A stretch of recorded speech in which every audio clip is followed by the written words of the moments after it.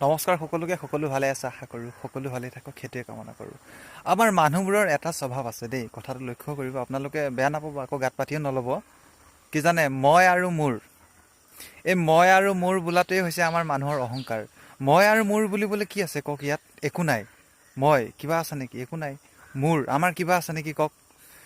পৃথিৱীত যিমানবোৰ সা সম্পত্তি আছে কেৱল ভগৱান শ্ৰীকৃষ্ণৰে। ইয়াত মই বুলিবলৈ একো নাই, এইখিনি মোৰ বুলিবলৈ একো নাই। যদি জীৱটো ওলাই গুচি যায় আজিয়ে, কি হ'ব কওক? চব ইয়াতে পৰি থাকিব। আমি কেৱল মাত্ৰ দুদিনৰ কাৰণেহে থাকিবৰ কাৰণে আমাক ভগৱানে দিছে ইয়াত, যে তোমালোকে থাকা গৈ পেলাই। আৰু আমাক কৰ্মটো কি কৰিব দিলে, আমি কৰি আছোঁ কি, সেইবোৰ অকণ চাব লাগে।